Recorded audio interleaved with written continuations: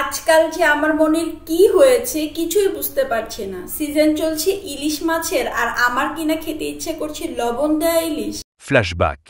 Hello ভালোবাসার মানুষজন, life এক্সপ্রেসের নতুন একটা ভ্লগে স্বাগতম। ঘুম থেকে উঠে দেখি অনেক বেলা হয়ে গেছে। প্রতিদিন একই রুটিনে জীবন কাটাতে আমার একদম ভাল লাগে না, তাই আজকে ইচ্ছে করে অনেক দেরিতে ঘুম থেকে উঠেছি। উঠেই বাইরের দিকে তাকালাম, জানি দুপুর হয়ে গেছে। ছটপট আগে আমার গাছগুলোকে একটু পানি দিয়ে নিলাম। আমার নিজের যত্ন করা ভুলে গেলেও আমি কিন্তু আমার ইনডোর প্ল্যান্টগুলোর যত্ন করা একদম ভুলি না। গাছে পানি দেওয়া শেষ করে দৌড়ে চলে গেলাম রান্নাঘরে, কারণ রান্নাটা করতে হবে। ওই যে বললাম লেট করে ঘুম থেকে উঠেছি। আজকে ইলিশ মাছ খাবো, লবণ দেয়া ইলিশ। অঞ্জনকে বলেছিলাম, তাই বাজার থেকে নিয়ে এসেছে। এনে বলল এর থেকে বড় সাইজ আর পাওয়া যায়নি। সাইজ আসলে একদমই ম্যাটার না, আমার অনেক বেশি খেতে ইচ্ছা করছে, তাই ঝটপট এটাকে কাটার চেষ্টা করলাম। এই লবণ দেয়া ইলিশকে নুন ইলিশ বলা হয়। নুন ইলিশ কাটার পরে খুব ভালো করে ধুয়ে নিতে হয়। ধোয়াটা যত ভালো হয় রান্না করার পর এর টেস্টটা তত বাড়ে, আর না হলে এটা রান্না করার পরেও লবণ লবণ থেকে। যাই হোক, ধোয়া কমপ্লিট। এবার কড়াইতে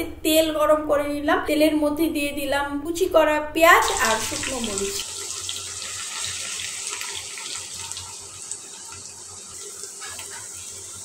যখন পেঁয়াজগুলো ব্রাউন কালার হয়ে গেল, তার মধ্যে আমি একটু হালকা পানি অ্যাড করলাম। এরপরে দিয়ে দিলাম রসুন বাটা, যা যা মশলা লাগে রেসিপিটা আর এখন বললাম না। মশলাটা ভালো করে কষানো হয়ে গেলে দিয়ে দিলাম নুন ইলিশ। তারপরে খুব ভালো করে কষিয়ে নিয়ে রান্না হয়ে গেল আমার নুন ইলিশ। এখন আমাকে অস্তিত্বকে খাওয়াতে হবে, কারণ অস্তিত্ব তো আর এই তরকারি খেতে পারবে না। তাই আজকে লাঞ্চে অস্তিত্বকে দিয়েছি দুধ ভাত। খাওয়া দাওয়া শেষ করে আমার মনে হচ্ছিল আমার একটু বাইরে যাওয়া দরকার, টুকটাক কেনাকাটা করা দরকার। সংসার একটা আয়না ঘরের মতো, এখানে মানুষ ভালোবেসে বন্দি থাকে, প্রতিনিয়ত কত কিছু কিনতে হয়। তাই ঝটপট রেডি হয়ে নিলাম। আমি যখন রেডি হচ্ছিলাম তখন অস্তিত্ব এসে বায়না করছিল তাকে ঘড়ি পরিয়ে দিতে হবে। যাই হোক, মা আর ছেলে রেডি হয়ে বাইরে বেরিয়ে গেলাম। আজকে আমি যাব মিরপুর 11 নম্বরের একটা বেডশিটের মার্কেটে। এখানে খুব ভালো মানের বেডশিট পাওয়া যায়, কালারও যায় না। তাই একটা দোকানে গিয়ে পছন্দ হয়ে গেল, নিয়ে নিলাম দুইটা। তারপর বেডশিট নিয়ে বাইরে আসবো, দেখলাম একটা ভ্যানের মধ্যে কাচের জিনিসপত্র বিক্রি করছে। ওই যে মেয়েদের একটা অভ্যাস, যেখানে দেখিবে চাই উড়াইয়া দেখো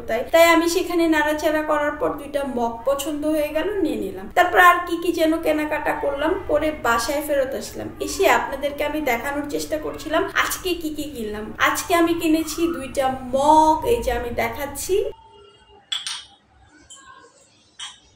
তারপরে কিনেছিলাম একটা কড়াই, তারপরে বেডশিট দুইটা। প্রথম বেডশিটটা আমার অনেক বেশি পছন্দ হয়ে গেছে, কারণ বাচ্চা যেহেতু আছে তাই একটু কালারফুল বেডশিট হলে অনেক ভালো। অস্তিত্ব যেহেতু আজকে আমার সাথে শপিং এ অনেক হেঁটেছে, তাই ও বায়না করছিল আইসক্রিম খাবে। তাই ফ্রিজ থেকে ওকে একটা আইসক্রিম বের করে দিলাম। ও বারান্দায় বসে আইসক্রিম খাচ্ছিল, আর ওর আইসক্রিম খাওয়া দেখতে দেখতে আমি শৈশবে চলে গিয়েছিলাম। যাই হোক, আজকের ব্লগটা এখানেই শেষ করে দিচ্ছি। যারা অবিবাহিত আছেন তারা একদমই ভয় পাবেন না আয়নাঘরে ঢুকতে। অবশ্যই আয়নাঘরটা অনেক মিষ্টি হয়। তো আজকের ভিডিওটা এখানেই শেষ করে দিচ্ছি। অনেক বেশি ভালো থাকবেন, ভালোবাসায় রাখবেন। Thanks for watching.